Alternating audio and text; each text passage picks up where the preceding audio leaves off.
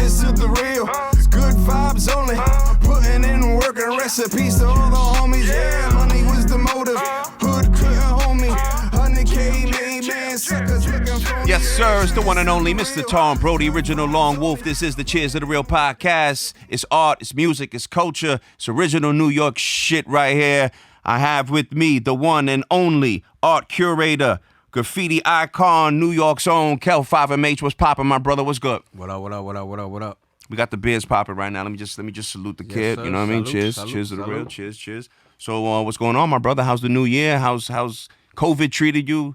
New president, new things. What's going on? COVID treated me all right in the sense that I'm not sick. My family is healthy, and Amen. Just so far so good, and that's what's Amen. up. Amen. That's been a crazy situation. Who would have known it would have went this far, this long? It was a wild ride, bro. Yo. It is a wild ride because the wild shit is the uncertainty because I'm not even sure what's coming. Word. I don't think we're over. I don't think we're done yet. Bro, at all. We actually had someone up here who does real estate, and he was saying, listen, the job right now is to keep what you had in 2017 and 2018 and 2019. Keeping that's the moral of the story, because it's going to be a lot of, it's like a new beginning happening right now. Right. Mandating vaccines and new beginning, my brother, new beginning. It's gonna get crazy. You know? Yo, we'll see. So let's inform the people that are not A alike, B alike, that don't know this underground movement that we got going on here. You want to kind of explain to people who you are, what you've done, kind of a little bit of background of the mathematics of you yourself.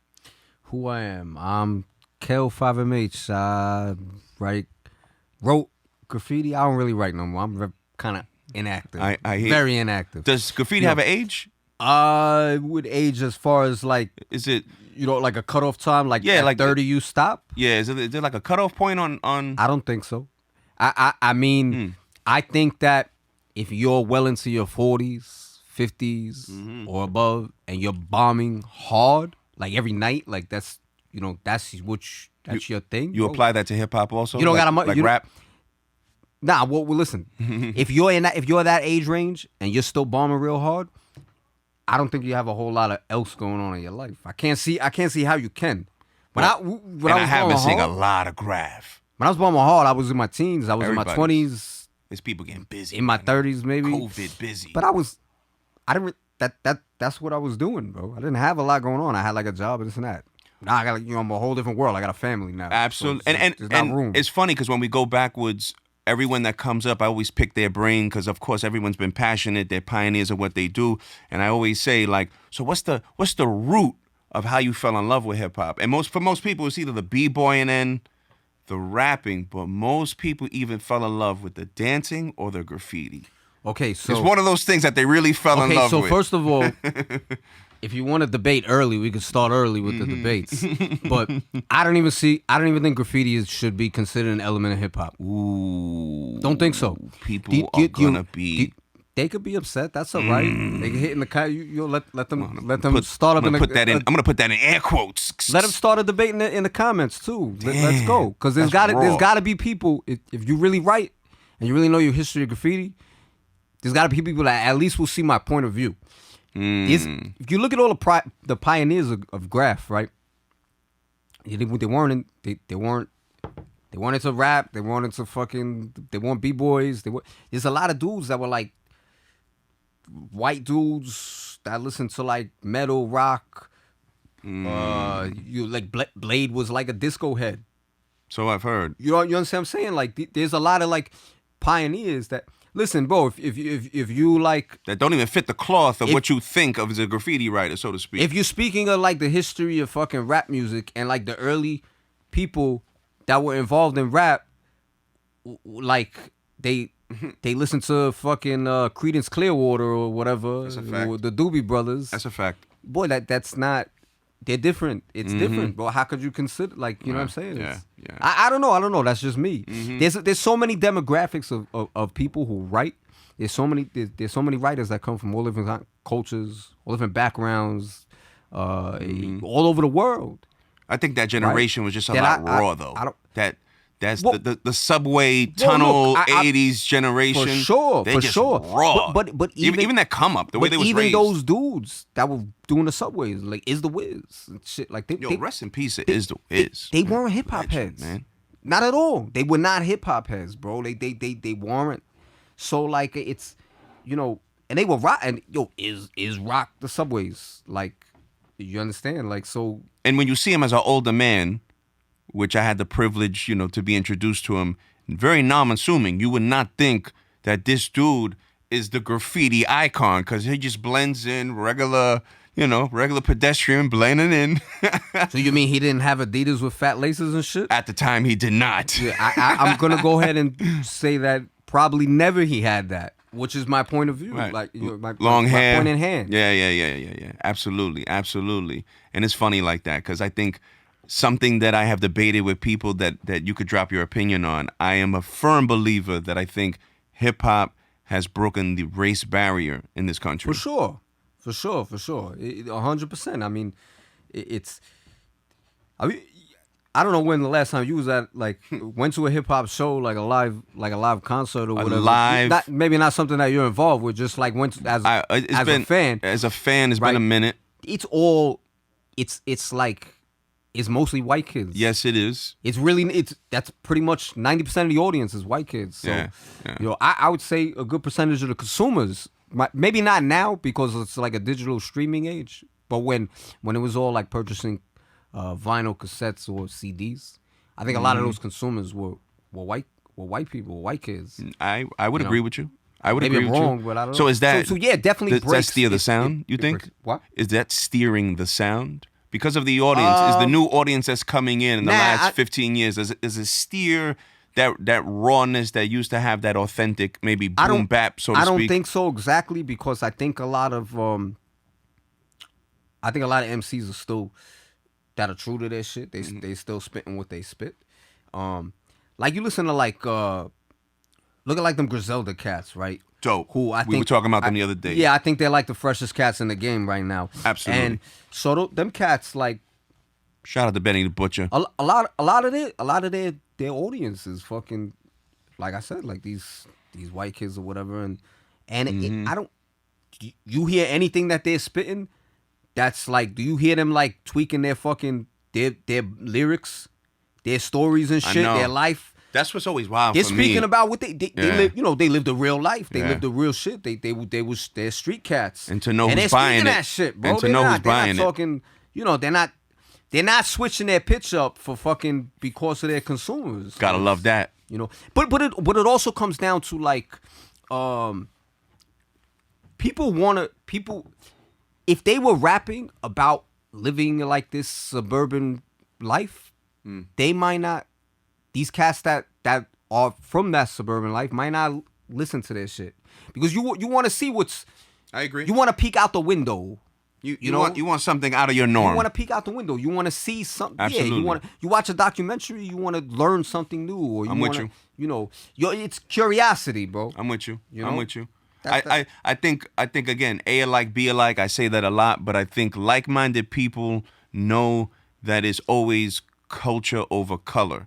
For sure. I think, and I'm old enough to know and be raised in South Brooklyn that I've met racist cats before. For sure. You know what I mean? Where they're chasing you back to the projects. They're like, get the fuck, you know what I mean? And then you're running back from the fucking train. So where we are now as a country, I don't feel is anywhere near from the Yusef Hawking, you know, and this kind of era that we were raised in. But at the same time, I feel like the music is so watered down that it's not really reflective of the culture. So it's like a catch-22 because it's like the culture is so pop, you know, we're at a different place. You know what I mean? Yeah, I don't know. I mean, I think you gotta look into the corners and pockets where you want to find the music that you want to hear. Lane for everything. Because right? some people adapt to what's marketable, and some people just like, yo, this is my groove, and I'm staying here. And if you fuck with it, you fuck with it, and if you don't, you don't. Amen. You know, I respect that shit. I respect people like that, bro, because you take a lot of chances that way, right? Because it's easy to just conform and like do whatever, you know, whatever's popping at the moment, whatever you know is gonna bring that bread in, right? But to like stand your ground and be like, yo, this is what I do. I know, right? It's fresh, right? Whether it takes a week or fucking 10 years for everybody else to catch on and realize that it's fresh, or whether they never realize, this is what I know, this is what I do, this is what I think is fresh, and I'm gonna keep doing it that way. Amen. You know what I'm saying? I respect that shit a lot. Cheers to man. that. Word. You know? I think there are a lot of, we're fortunate enough to be from a certain cloth, and there's a lot of trends, a lot of things that we've done, a lot of things that we've seen that are like, damn, we were light years ahead of what people are doing, which is funny as an artist that I'll have more sales generated in Finland and in Amsterdam and in Germany than I would in LA or somewhere else. Right. There are people outside that, you know, they think would be outside of the culture because they're not from the hood, but yet really, really have a certain love and appreciation. Because when you go to Germany and you see how they're bombing, destroying trains, or you see, you know, some of these European B-boys, they're on another level. Right. You know, so different world we're living in now. Well, I also think that that's why a lot of these, like, you got a lot of, like, underground artists, or I guess they'd be considered underground. Right. That realize quick, the shit, like, they ain't making a lot of sales. It's hard to make a living being MC, speaking It is. the way they speak here. Right. But overseas, they can thrive and they can live. Because a lot of these cats, they do, you know, like, Ill Bill is my man, right? He's been Shout out to Ill Bill. He got a crazy following. Shout out to Johnny overseas, right? And he tells me, like, yo, he'll be popping to, like, over to Italy or some shit for like a day. Right. And he'll be telling me, like, yo, I'm like, you know, I'm like, oh, that shit is dope. Like, you get to travel. But it's, you know, it probably sucks for him because it's a lot of traveling. It's a lot, and, you know, for do the show, and then you ain't really much time to chill, and then you come back home. So it's that traveling in itself becomes a job. So there's a lot of these cats. Full-time commitment. I think like J. Rue moved somewhere like Yep. like somewhere like Yep. Oslo or so. Yep. I don't know exactly where, but somewhere I heard something like that. somewhere like, you know, and it makes sense because, bro, you're like, you can thrive there. You can build your career there strong, and you're there. You can build a career overseas, Right. living in New York, but then you got to travel back and forth, back and forth, back and forth. You know, the shit gets tiring. Europe, You know, Bill was like, yo, I hate. That's why I brought him up. He was telling me, like, I hate this traveling so much, but this is how I pay my bills. Well, funny thing, speaking of traveling, so I was fortunate enough that a few years back, traveled with Kel, was a big 5Mh kind of group, went out to Toronto. Shout out to Sake. Montreal, actually. That was a very fun trip. That was dope. Yeah. That was dope. That was Yeah, good. man. Shout out to Ammo, couldn't make it, got stopped at the border. Stupid. You know what I mean? You know, whatever. And yo, there was a few nights we went out. We were like mob heavy, son. We were deep. Yeah, we went out there deep, man. I doubt that I'll ever take a trip like that again with the crew. Gotta practice my French when I go out there, man. Yeah, I'm sure these were like, the snow bunnies, they love it. Shit. I was like, fuck, man. They love the New York accent. They love that crazy. We had a 6 in the Edit morning that part freestyle out session. so my wife don't make me sleep on the couch. You're a rat bastard. Yo, we even took a real old school. We came out of the club and we had a 5 in the morning freestyle session. Yeah, man, with the locals. With locals. You know, with some local heads. I would have thought they were from New York. They had the North Faces on. Yeah, You know what I mean? yeah, Strummling through the city. They were like 20 deep. Yeah, I was like, yo, the Cypher, what up? What's up? Yeah, man, that's That was a good classic. trip, man. Yeah, that was a great trip. And that ties into, so What up, Sake? how you doing? Or what up, man? Yo, you were definitely hospital down there, man. That was all love down there, man. Yeah. Shout out. But how do you feel about the gallery art? How do you feel about artists making that transition? Because I think you have a certain lane other than our peers.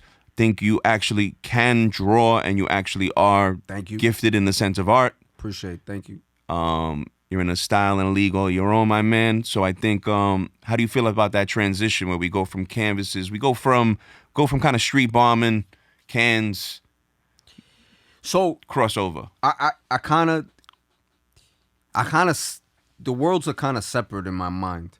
I mean, I guess like they overlap, and I guess the fact that I put some work in the streets or whatever, and I would think it helps. got like a little buzz to the name. course. It helps. Of course. It helps in a way because it also pigeonholes you to like a certain lane, right? And I don't, and that lane is not always the the profitable lane. Not that you necessarily need to create art for profit, but if you're gonna start going the gallery route, if you're not looking to get profit out of that shit, then what's the point of doing galleries, exhibits, and shit like that?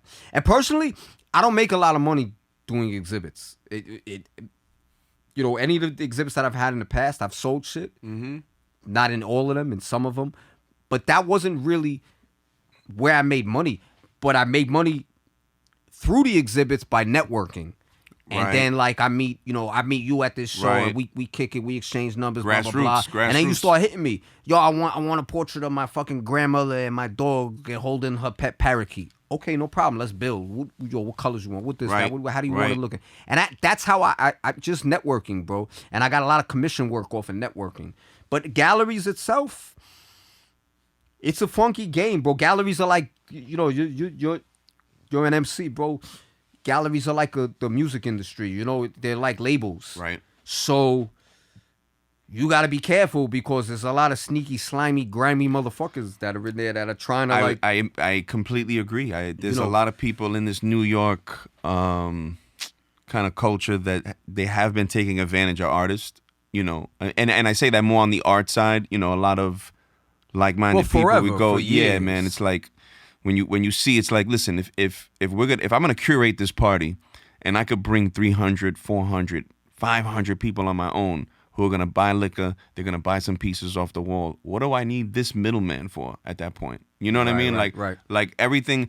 And I have said this with other like-minded guests that come up. We're at a state and point of hip-hop that if you do have the talent, you should be self-driven because the phone is your stage right now. Where you could really generate your own vibrations. It's a whole different world. Man. The internet game, the social media shit, right? That created Absolutely. a huge platform for people to be heavy on the independent tip. Particularly graffiti, you know, where now you seeing years ago will be frowned upon. You seeing people motion tags, and you seeing old flicks, and you seeing people like, whoa, people catching fame and going viral on. Yeah, but I don't know. See, graffiti.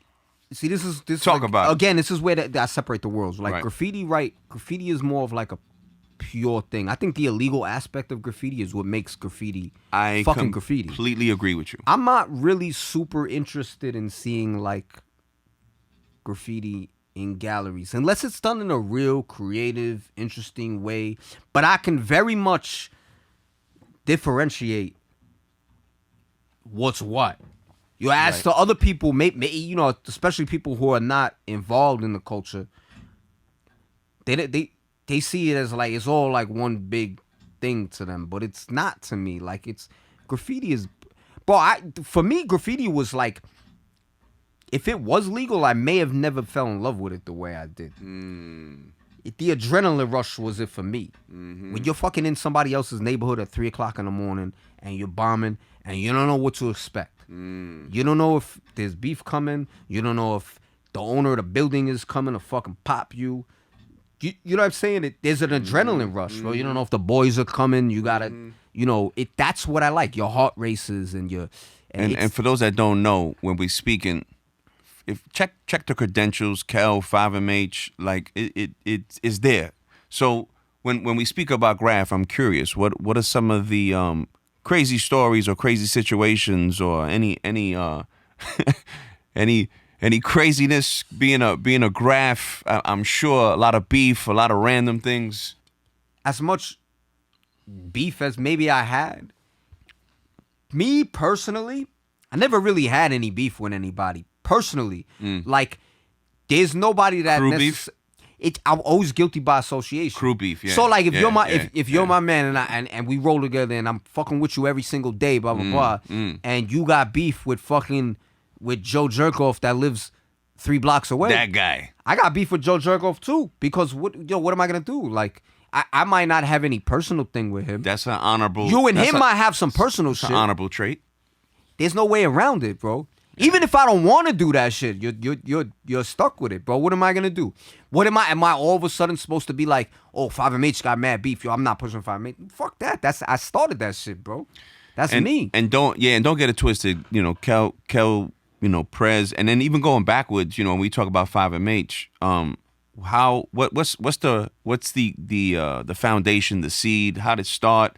How give a quick breakdown of how this kind of sprang into wildfire and kind of bubbled the way it did. So 5Mh was never a graffiti crew. I've said this like a number of times in past interviews or whatever. Mm-hmm. It was perceived by that because it was brought to the public's attention through graffiti. Right. But it was just a group of cats that grew up together, bro. And like we fucking, 5Mh was 5Mh before 5Mh was called 5Mh. Absolutely. You understand? Like I grew up with cats. Like and it was just camaraderie. A lot of like-minded dudes. Yep. That got together and like it just bubbled. We Bubbled all running wild together. Let's call it something. And this and that. And that's it. So so I came up with the name. I shot it to BL. He was with it, and we just ran with it. Shout out to BL. That's was what popping, we started brother. calling the Bloody Butcher. Bloody Butcher was popping. You need to keep doing those beats, baby. Stop playing with me. Come on, I need those beats. He has no interest in that shit. I know bro. he don't. I think he sold an MP3 actually, or MP whatever it's called. I don't know. Fucking guy. It's called an MP3, right? Yeah. All right. Yeah. Check Yeah, man. MP3. Fucking. No, it's not called an MP3. It's called an MPC. The MPC is the MPC. on, the bro, little you're supposed to MP3 is the correct me MP3. You know what I mean? But so once we move forward, we start the crew. We start blasting off. We start bombing. How do we get into curating art? How do we get into like canvases? I'm not an art curator. I never curated. Okay.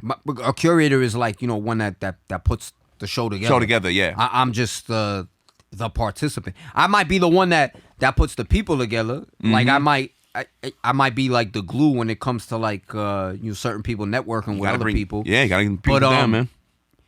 But I never actually put a show together. My wife curates. My wife is fucking dope. She put together that we were talking about the BQE show earlier. Yeah, we had a Powerhouse. Yeah, that was a dope one, and she put that. She put that together. I hear you. That's the biz. What's going on with So I didn't know you used to photography. Sure. Explain the background of photography. All right, so again, as I said about 5Mh, I was not a graffiti crew, or everybody perceives it. Mm-hmm. I'm not a photographer, bro. It's funny how you just jumped into that lane, right? I'm not a photographer, right? I'm a dude, but you got some success in that lane. So I used to work for like Stress, and I did a lot of freelance photography. Stress. So right? for those that don't know, yeah. You got to go backwards. Stress, there might be a generation that don't know what Stress magazine is. was a dope magazine, right? Put out by some dope graffiti writers. Absolutely. Who were really in the streets, really in the game, really had their head in it, and Chino BYI, right? Not Chino. Couple other cats. Yeah. I'll leave them nameless. Yeah, no doubt. My man V Bravo was involved in that, so I'll shout out V. Pop, what's good. But yeah, so I used to shoot for Stress, like doing live shit, and I did a lot of freelance work doing live shit. But basically, I explained to you how I got into photography and shooting live shows in particular. I got into it because I was a fan. So I was going to these shows, whether I was shooting or not. I had my camera with me. I had a good camera. Right. And a decent eye. And a lot of fucking game. So I was able to talk my way into all these spots, right? Like first I would talk my way into the front. Then I would start to talk my way into the press pit. No then doubt. I would start to talk my way into getting press passes. Then I started talking my way into into getting a gig. Then I started, and I was talking my way into freelancing and, hitting the people up at Vibe. Yo, I just shot this show the other night. Can we set a meeting and you look at the pictures? If you like some, you cop some. If you don't like some, you don't cop some. And it's funny because we see we're living in a generation now where people are so used to their phones being this high-end cameras. I don't think people really understand that even as an artist, like they're having a good photographer at that level. You know what I mean? It's crucial, It's bro. crazy because there's such a difference when you're shooting as you're shooting now digitally, right, as to when you were shooting then. I was shooting blindly. So before I went to if I got a gig to go to this show or go to 2 shows in one night or some shit and shoot that show, the day before I was hitting Rite Aid or Dwayne Reed or wherever, and I was fucking why not racking a whole bunch of fucking film. Because if I'm going in there, I'm not going in there with so you go there with your digital camera and that's it. And you have a memory card in there or whatever, however your shit works, or your phone, and you can take 12,000 pictures and it holds it in there. Go figure. So me, I have like a film that takes 36 pictures or whatever the case is, 28 pictures, and I need to fucking... I think it is 38. I need to fucking take like... I need 100 of those films because I need to keep shooting and shooting and shooting, and you're shooting blindly. Did you have a Nikon? I had a Canon Rebel EOS. Oh, that was... Nothing too crazy. But it was a good camera, though. That's a decent camera. It was a good camera. Put some damage in and with that it was an camera. SLR. It looked diesel. It looked...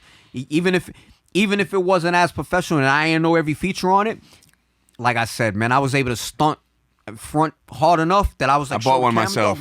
Yo, shout out to Canon. Yo, send me a free camera, man. I'll do a review for you, man. Stop playing games.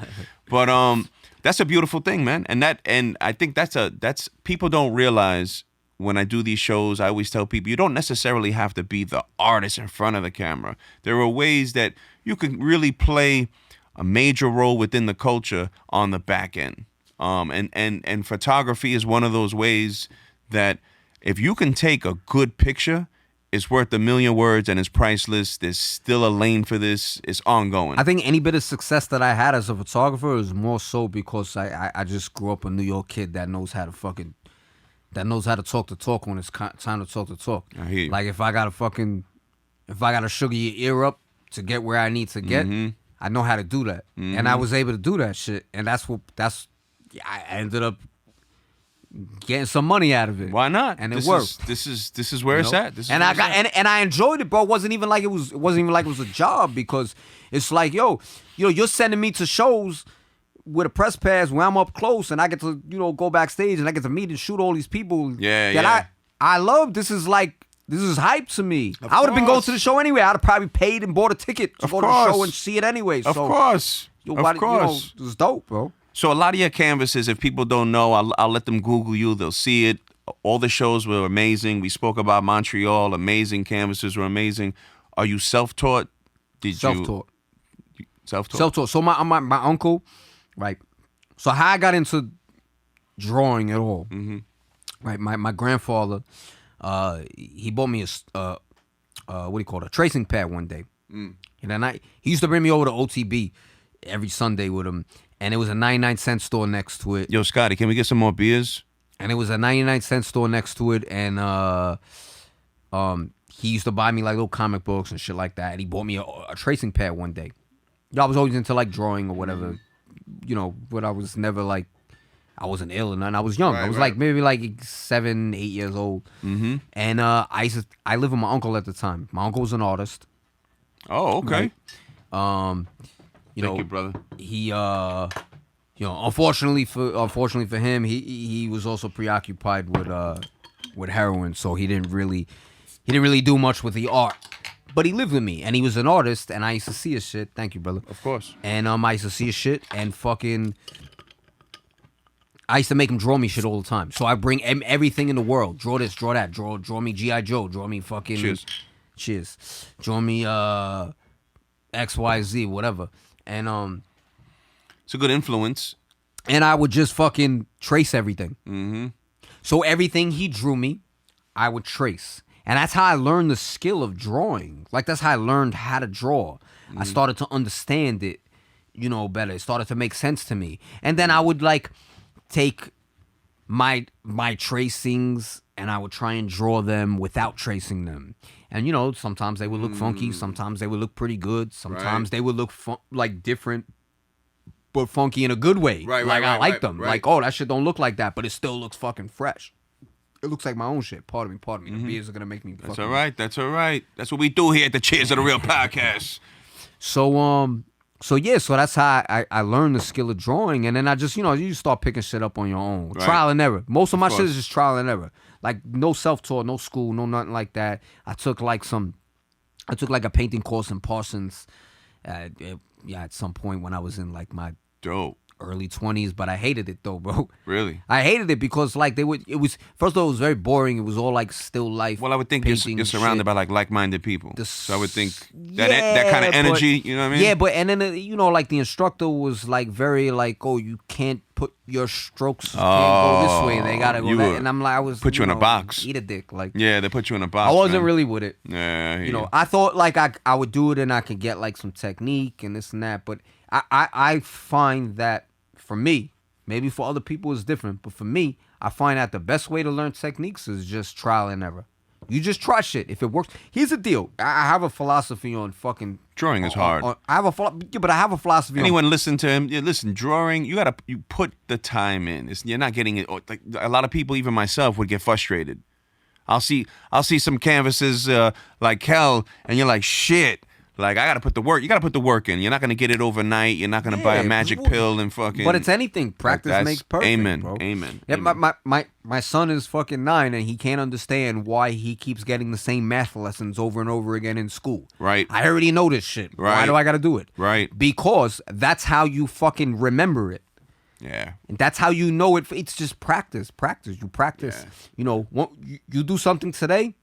And then you do the same thing tomorrow, and then the next day. The third day, you're gonna be better than the first day, and the second. Yeah. It's you know. And if you're not, then I don't know what the fuck you're doing. Like you pay attention. But my philosophy on painting, you can never really fuck up a canvas because you can always paint. If you fuck it up, you make a mistake, you don't like the direction, whatever. You can always whitewash it and paint it over, or you could just paint that part or whatever. But you can't fuck it up. Because it's not. I agree. You can paint a fucking over a painting. That's 300 times. I tend to do that. I fuck up and I'm like, you know what? We're gonna make this to a collage. You can paint over 300 times and it becomes a new painting. Right. Right. You know. How do you feel about a lot of? I know I've heard graffiti writers in the past. There's always this weird conflict of interest and love-hate relationship between graffiti writers, letters, that style, as opposed to posting bills and kind of like stickers and I mean, listen, when it comes, there's a lot of cats that write graffiti. There's a lot of cats that like, but you tend to know like who's the real writers and who's just like, you know, blowing in the wind. Yeah, I hear you. Right. That, with the exception of maybe like Cost and Revs, who I guess are probably the most popular at the wheat pasting things. Legends. And DJ No, who did the wheat pasting before them. Mm-hmm. You know, who people don't really shout. DJ No, X-Men. Nope, they don't. Right? And Tess. Shout out to all the Coney Island X-Men. Them dudes were doing that shit, right? You know. So, like, with the exception of them, I don't really respect a lot of that wheat pasting shit and that, like... And stickers is cool. I mean, you walk the city, that's what you see. You see the big. That's like advertising, bro. That's like you know. It's like they were advertising their art, so to speak, in the sense of. I don't know, man. Yeah. I'm more of like a purist when it comes to graffiti, bombing, and even graffiti. You can start breaking graffiti apart into like different sections, and you know, not even just like bombing, piecing, or whatever, like bombing versus piecing, and then there's like you could start splitting piecing up, cause it's cast that piece, right? That they don't really bomb, they don't do a lot of throw ups, they're not really doing the streets, but they piece, they do a lot of pieces, but they're also doing the pieces like illegally and like they're doing like hot spots but crazy dope shit, and I respect that, bro. I respect that more than seeing the legal wall shit. Like the whole that legal wall shit is boring to me, bro.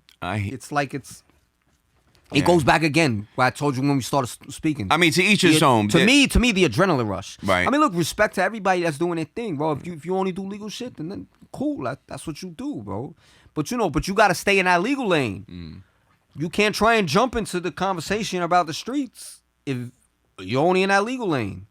You know? Sometimes I feel like I can't jump in the conversation about the streets because I'm so inactive. And I've been inactive for a while. You know what I mean? So, like, I feel like, you know, like, how far does my opinion carry when I'm, you know, when I'm not out there doing this shit? You know, and it's crazy too because like when I was really going at it and I was really bombing and I had my run, it was a different New York. It's a long run. It's a different New York than now. It's a long run. Even when we came back and we had like a second run, which was like 2001.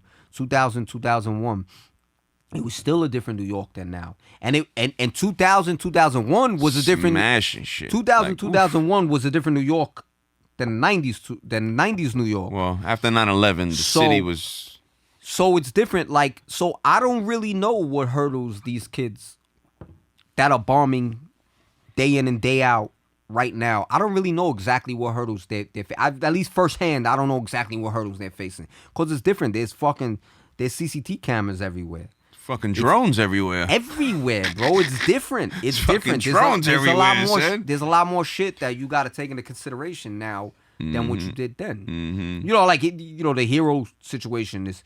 It's I was saying this the other day. It's like it's easy to be heroes because everybody got a camera on their phone. Exactly. You could be on the low and take a picture of somebody doing some illegal shit. Definitely. And fucking rat them out. And it's easy. And you could go home, cool, calm, not a scratch on you.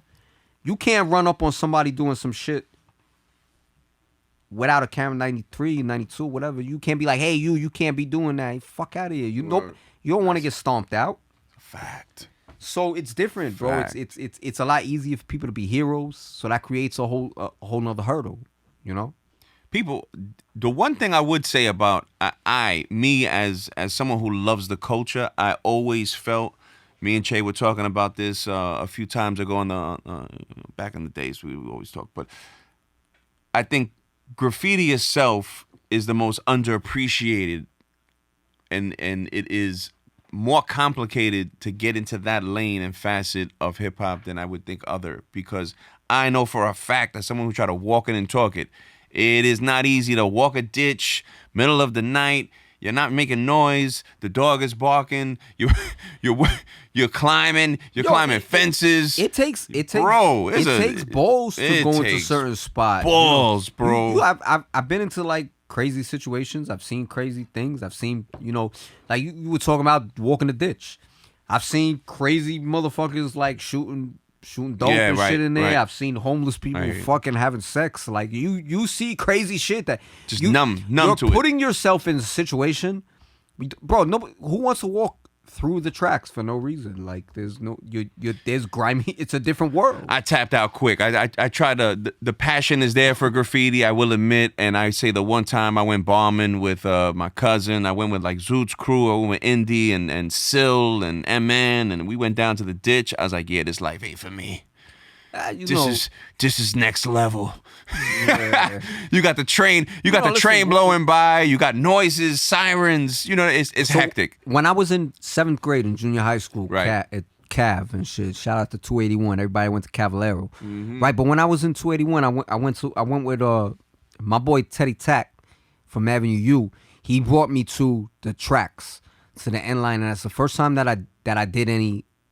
I used to like walk on the track. It's not the first time I've ever been on the tracks, right. But it's the first time like we did fill-ins on the tracks, and we did it in the afternoon. And normally, whenever I would go to tracks and fuck around, if a train was coming, you walk on the other side, right? Right. If the train was coming on both sides, which was rare, you stay in the middle, right? I guess if the train was coming on all three sides, you're fucking fucked. But but I didn't know that. But you're not fucked really. Right. But I didn't know that until my man put me up on game. So there's like little cubbies. Yeah, the cubbies. Yeah. So when you ride a train and you see like the wall, and then there's like a little indent. Where Still put me on. He was like, yo, if the train is coming, they're for the work bums. You just like put your hands in. They're for the work bums. Yeah. So the first time I did that shit, I stood in the cubbies, and I'm like, and I'm like, we're safe here? You sure we're safe? We're not gonna trust me, we're safe. I stood in the cubbies. The train is like a couple inches from your face, and that's just blowing by at like 3,000 miles an hour. That shit is a little.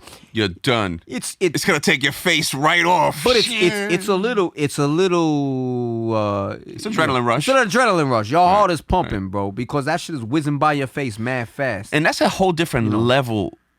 For those that know, salute. But for those that don't know, and we're talking New York, the subway system, we have a very elaborate labyrinth of a subway. Like we got closed down subway lines from probably the 20s and 30s that no one's ever seen in decades. Yeah. There's a couple of dead stations that are still going. But what I will say is there is a whole fucking underground society down there of people, of homeless people, of families. I don't think people realize that shit. That there is thousands of people living in the subway. Well, look, the Freedom Tunnels on the Upper West Side used to have there's a dope documentary called Dark Days that everybody should peep if they never have, and it's all about like there's a great, even better than a documentary, if you're not a lazy motherfucker that just watches fucking visuals Right. and you want to read some shit, read Mole People. Fuck, man, I don't know if that's the exact name. It's either Mole Men or Mole People. Mole Men. We'll look that up. Dave, we're going to look that find, one up. You can find it, though, but it's all about, there was like a whole commune of people that lived under the West Side, the West Side tunnels, the tracks under the, like, past, next to the West Side Highway. It's crazy. It was a whole documentary. The There you go, the Mole People. Mole People by Jennifer Tuff. Yo, shout out to Jennifer Tuff. Shout out to Google for fucking getting us that answer quick. Word up. But yo, New York is crazy like that. I don't think people realize. Like I've had friends that left New York. They come back 15 years later, so to speak, and they come back and they're like, "What the fuck is this shit?" Yo, did you have any Tell me. You have any plans of interviewing OJ? Yeah. When you interview OJ, ask him about all of that shit, the dark days, because he About was what?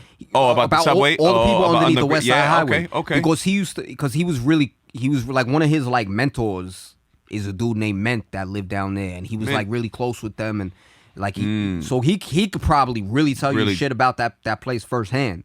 You know, it was an ill place. New York is ill. New York is ill like that. Yeah, man, for sure. Have you when you look at the landscape with graffiti and you look at what's going on, any plans on maybe going across the pond, different countries? Are we going to take this movement anywhere else? I mean, me personally, look, bro, I'm kind of disconnected because my life has shifted a whole.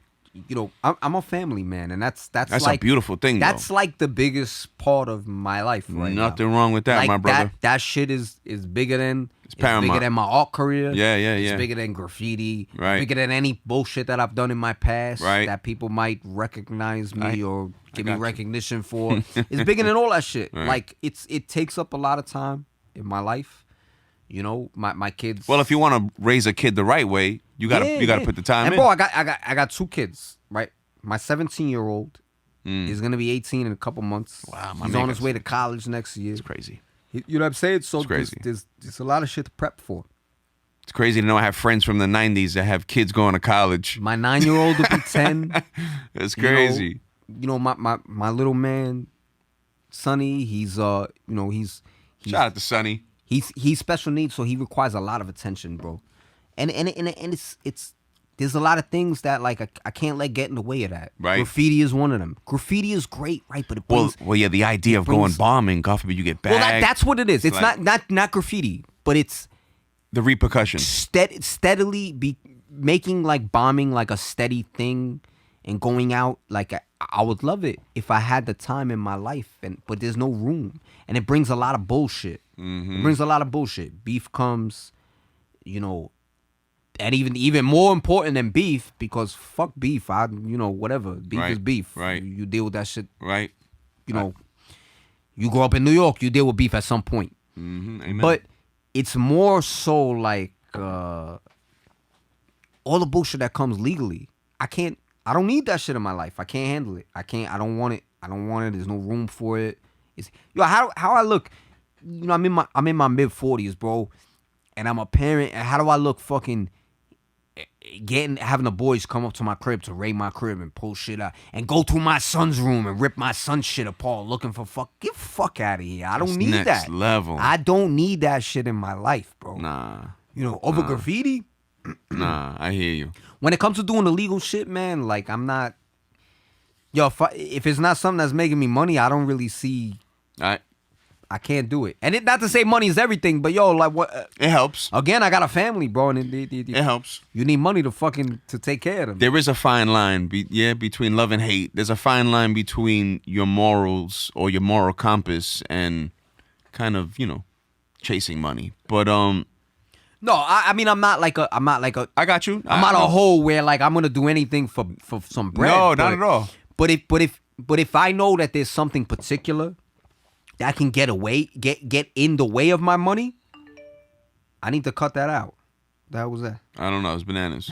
You heard it too, That right? shit was mad loud, yeah. bro. But so when again in the vein of artistry, what do you think of Basquiat?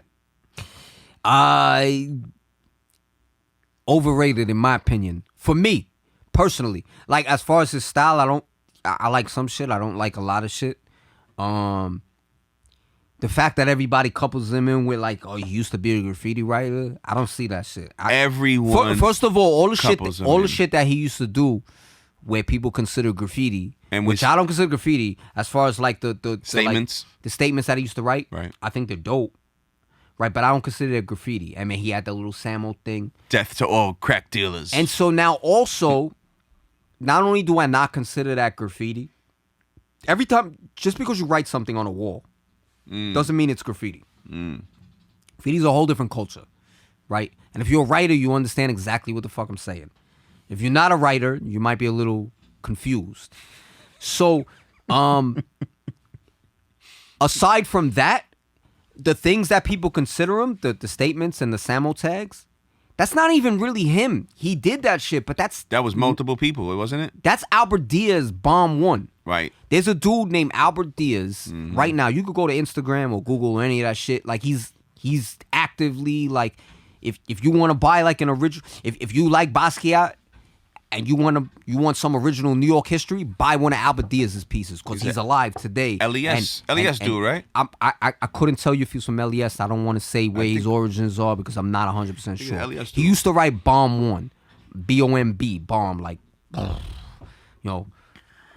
history. So, right, so that motherfucker is the one that came up with those statements and the same and this and that. And Basquiat was down with him because he's early 80s. He's from that era and from that, he's generated a lot of fucking money, man. But he generated a lot. And again, this goes back to what we said behind the camera. We said sometimes that marketing machine gets behind your name, and it's like crazy. You know what's crazy is that Basquiat is one of the highest selling American artists, contemporary American artists. Yes, he is.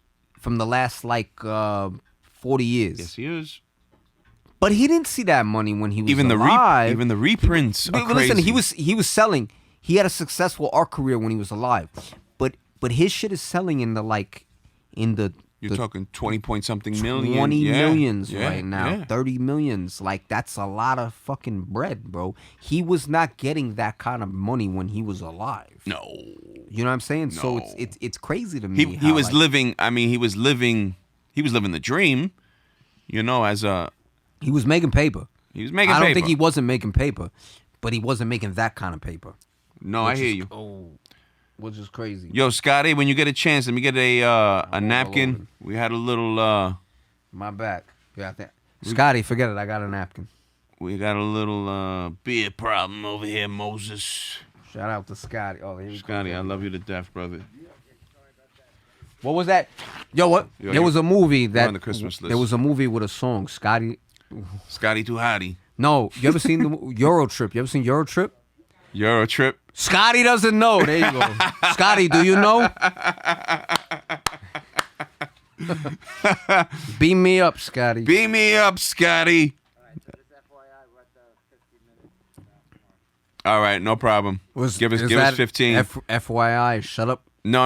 I like knowing where we are. 15 minutes, great. I got you. So we're cruising through the statement, which will be a controversial statement in the sense of like most people would say, what? He doesn't think that who? What? So most people put him on such a they put him at such a Basquiat, of course, going backwards, but they put him on such a tier, which I'll make you laugh. I brought some out of towners, little nephews, the little young gunners, how they savages to begin with. They lived down there in Tampa. Shout out to everybody in Tampa. And they came up. I took them to the Brooklyn Museum because they had the showcase. We went, and they're like, yo, this shit is whack. Yo, so they did not understand it. They're like, I could do that. I think Basquiat was more of an interesting individual. I think he had talent. I think he was more of an interesting individual than he was a dope artist. And sometimes that's what makes... The story sells. But sometimes that's what makes artists dope. Like, it don't always have to be, this really dope painting visually. Right. sometimes there's a story that comes with it. Should And be. people are like, I would think, right? You know what I'm I would saying? think there should And- be some sort of context to it. man. You know, so sometimes like you want to hear like, and especially like somebody that like came from the mud and pulled themselves up and came out. Well, I think people love it. People love a good struggle. story. People love a struggle the story. The drug abuse. He's half Puerto Rican, half Haitian. I think all that is a I good, mean, listen, good gumbo. shout out to Basquiat, bro. Word up, man. Jean-Michael Jean-Michel, Basquiat. yeah, And man. shout out to him, bro. But like, personally, in my opinion, he's over. You fuck with Philly, you fuck with Philly cheesesteaks and shit. Absolutely. Like, when you go to Philly and you get a cheesesteak, where you go? What are you gonna say? You go to fucking? I'm asking you where you go. Well, they're both across the street from each other. Okay, So all right. You don't even have to say no more. So you went to Pat's or Geno's. So let me tell you, Basquiat is Pat or Gino. Either one. You can pick either one. Right. That's who he is. Cause Pat and Geno's is the tourist spot. You want a Philly cheesesteak, go to Ishkabibbles or go to Chinks. That's a good analogy. Or go to Max's for the 3 feet fucking heroes. I heard in the about hood. Max's. Yo, shout out to Max with the big doing too. But go to pause. Yeah. But go to Philly and get the real shit, not the shit that's just like whoever made like has a food show, they go and film Pat and Geno's. Right. That's what Basquiat became Pat and Gino.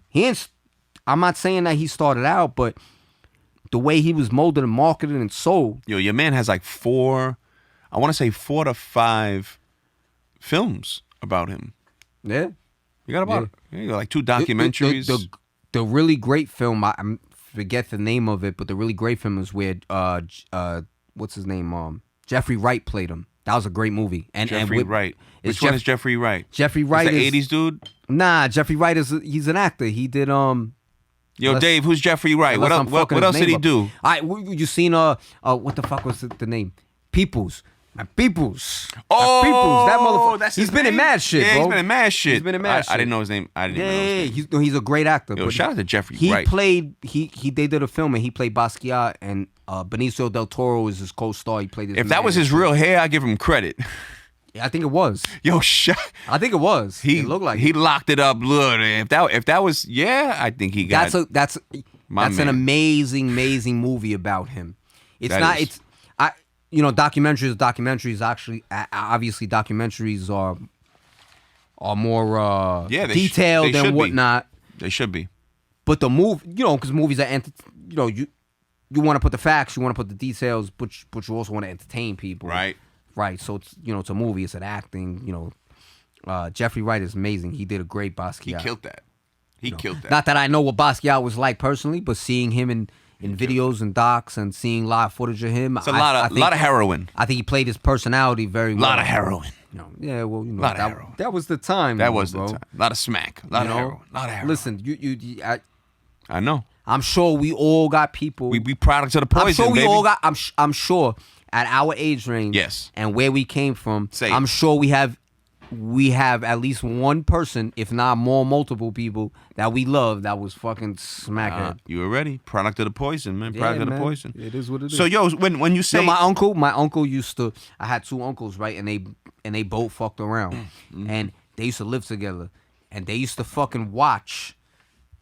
They had 2 TVs on 2 little black and white TVs, and they used to keep them on fucking milk crates, and they had them directly next to one another, and they used to watch them both. My one uncle was deaf. The other uncle talked so loud that he might as well be deaf. They used to watch them both at full blast, and they were both like nodding out, watching 2 different shows next to each other. It was Sign of the times. It was just an amazing thing to view. Yo, as a Scotty, when you fucking get a child. chance, I'll take another brew. We on our cheers of the real shit. I'm good. I'm slow motion over here. So we were talking about cinematography going backwards on the back end. I want to ask you, what do you think is your favorite? We're gonna only pick one. Everyone loves them. They're classics. Would it be Star Wars or would it be B Street?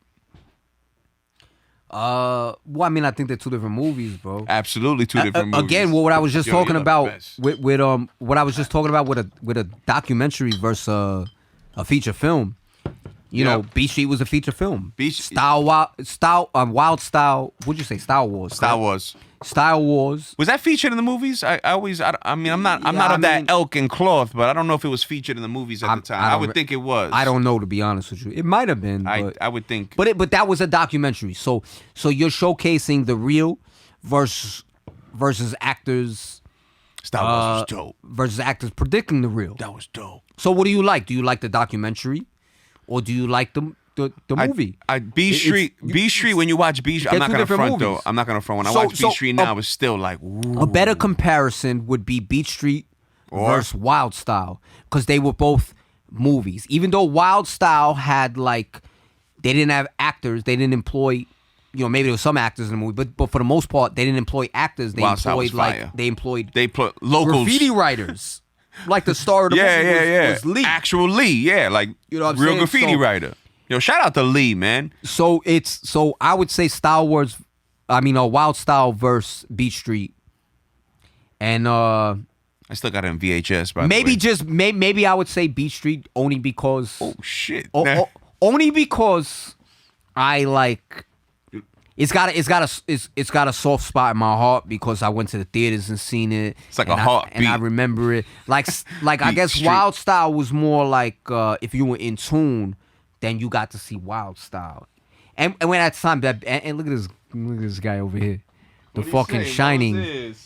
Yo, so like Wild Style was like maybe more like you had to be immersed in that culture and off the beaten path to actually know about and see Wild Style. B Street was a little more pop culture. Yeah, 100%. And maybe at the age that B Street came out, I wasn't fully immersed in that culture like that, where I was really up on Wild Style. I think I got up on that a little later. I could be wrong. Maybe I'm fucking the timelines up in my head. I don't know. But I kind of, that's how I remember it. So I want to say B Street. B Street holds a little bit closer. B Street, listen. But Wild Style was more realistic. B Street was fucking. Yo, shout out to and Crazy Style Legs. Wars was just a documentary. Shout out to Mr. Wiggles, Mr. Freeze. And the best part of Style Wars, by all means, for me, is fucking Cap.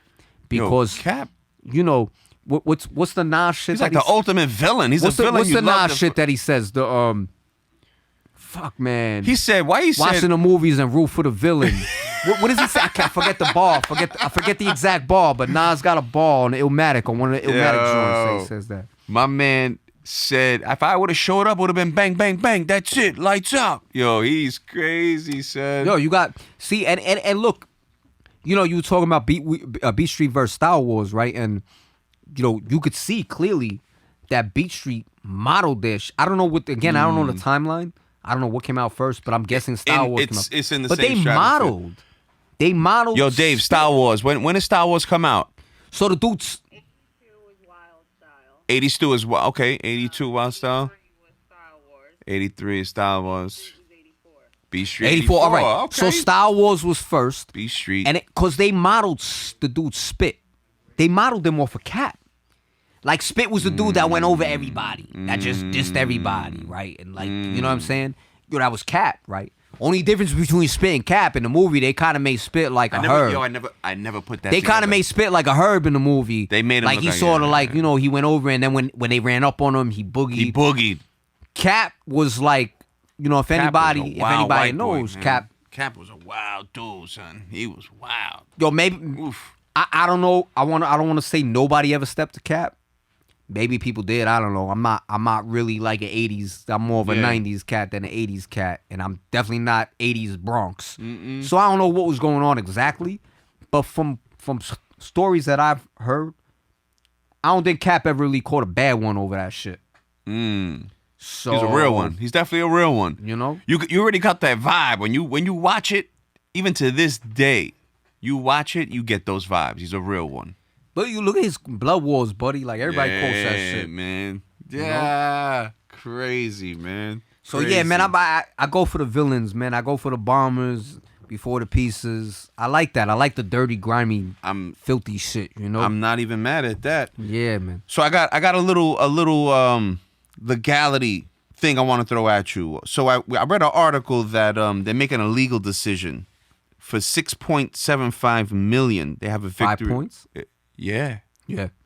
How's that? That's great. I didn't know about that. I'm just before you came up, I figured let me bring this up. So I'll tell you about 5 points. First of all, damn man, you gotta ask me some things that I'm gonna be real positive about because I'm gonna sound like the grumpy old hater in this shit. That's all right. I was never really with 5 Points. Shout out to Miz. Yeah, shout him out, man. Shout him out. Much respect to Miz and his vision and what he did. Yep.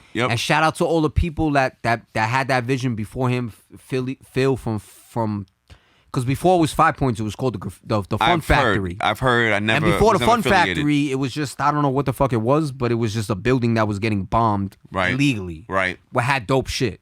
I got pictures from that shit where I went on like a photo mission down there one day and I climbed the roof and I had pictures of like Rast and Drock.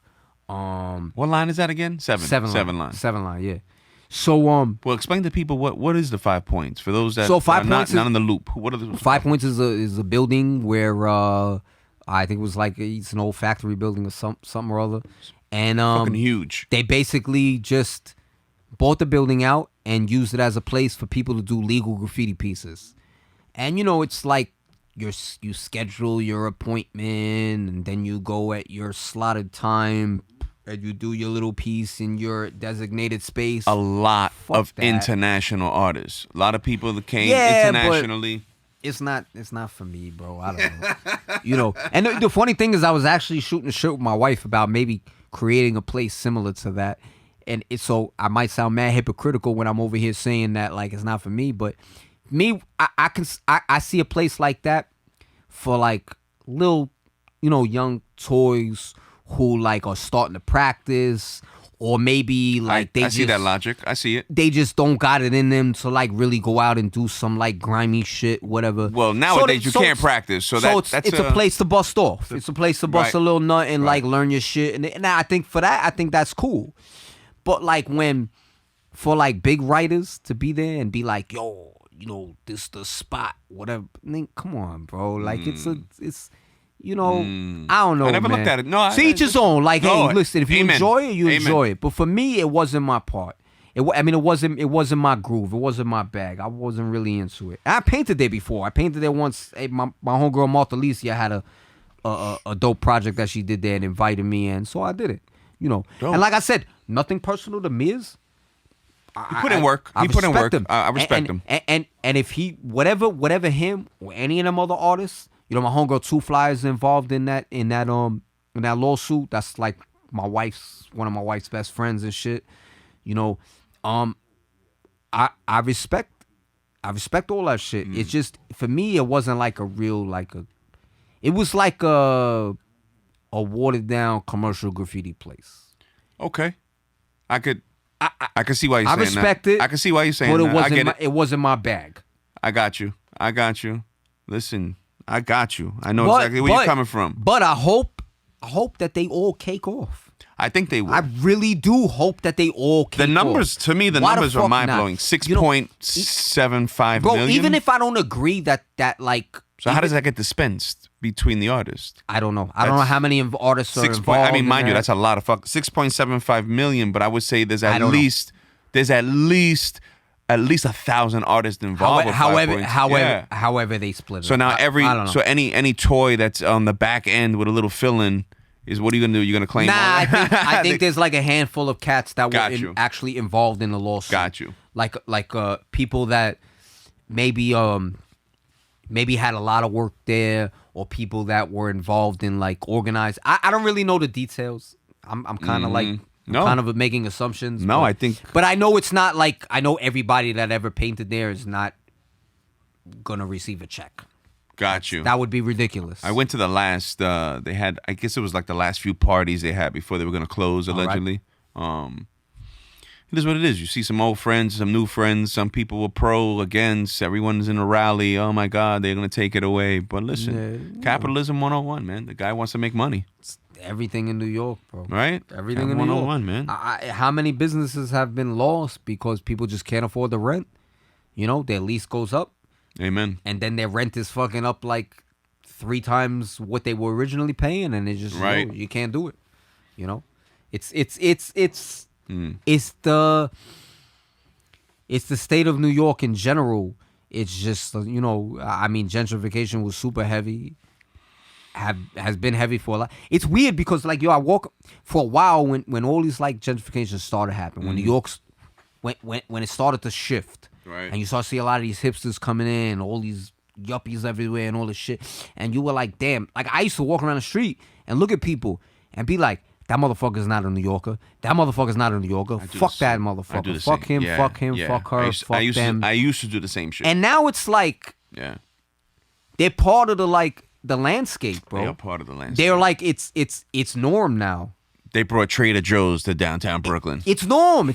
You see Trader Joe. Yo, bro, we have a Trader Joe's in Brooklyn, right? There's a Trader Joe's here. There's a Trader Joe's there, right? Right. If a Trader Joe's opens up on like 130 fucking 8th and Brooklyn, the fucking Bronx, right, where it's still grimy, you're not gonna be like, oh my god, a Trader Joe's opened up there. You're gonna be like, oh shit, they opened up another Trader Joe's, right? Because it's normal now. It's not like it's not out of the ordinary.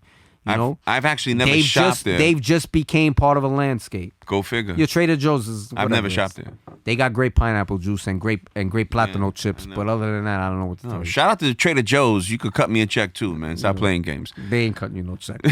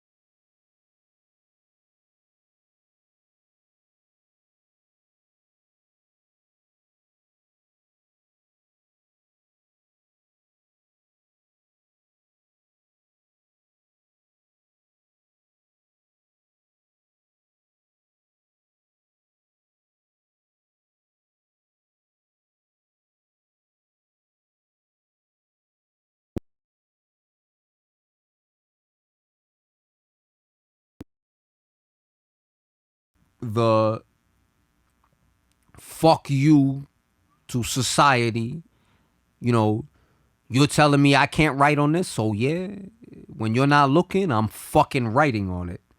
And if you told me I could write on it, I might not be as interested. But that's just me. And it's funny because you brought up punk before. Early in the interview, you brought up punk, and any punk like early videos that you see, those early videos, they're always spraying up, like they're spraying up the anarchy sign. Well, because graffiti, right, in its truest form, the illegal like bombing, getting up, getting over shit, right?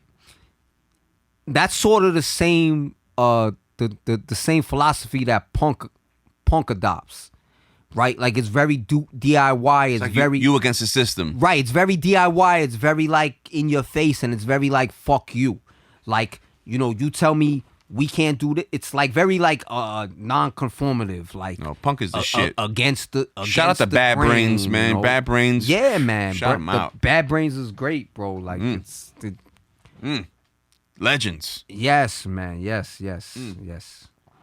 So. Fucking HR was the craziest, the front man for that. It was the craziest. He was doing backflips on stage. Yo, he's the just best. Wow, man. And you know what? It's funny, right? Like people talk about Bad Brains. Like I've tried to put some people on who like really fuck with music, and they're like, right, and they're not with it, right. They're not interested or whatever. They I've even put people on, right? Like shout out to Precise Omega. I've even put people on to Bad Brains, and they couldn't grasp it at the time I let them. And then years later, for whatever reason, they came back to it on their own, and they're like, holy shit, that's crazy. For me, Bad Brains and a lot of punk and like New York hardcore in general, musically, it wasn't it. They weren't like the illest, craziest musicians. They weren't like super talented. More energy. It was fucking energy. Yeah, it was energy. 100%. You. That's the perfect. Yeah. That's exactly what it is. It was energy. It was like that passion was there. It was just energy. You look at footage of like old shows, old hardcore shows, and you see these motherfuckers in the audience screaming or putting a microphone to the audience, and there's 100 kids huddled up, and they're all screaming the words, and you can't understand anything anybody's saying, but they feel it, bro. They're in that moment and they feel it, and there's a spiritual connection, and I've never been crowd surfing, man. I gotta put that on the bucket list. I never been crowd surfing either. I've been in a lot of crowds where there's people surfing. Yo, Dave, put that on the bucket list. Crowd surfing. I have been regular surfing. I will say this, and I'm an athlete. I will say this. Shout out to anyone who is a real good surfer. Not easy. It sounds funny, me being raised in Marlboro and the projects and all that shit, but I'm going to be honest with you. Surfing, and that's me being a skater. I used to skate hard. It don't seem easy. It is not fucking easy. And I'm not even talking the other elements involved, the sharks and people and fucking pedestrians and, fucking rocks. I'm just talking about the fact of getting up while there's a wave pushing you forward. Yo, it's not easy, bro. Yo, I have a question. Let's go. It's not exactly related to the topic at hand or doesn't any have topics to be. At hand. Cheers to the real. Can I take a lick? Can we pause so I can piss? Yeah, no, go ahead. Jump out. I had to piss. Jump out. Jump out. Cheers to the real. Cheers to the real.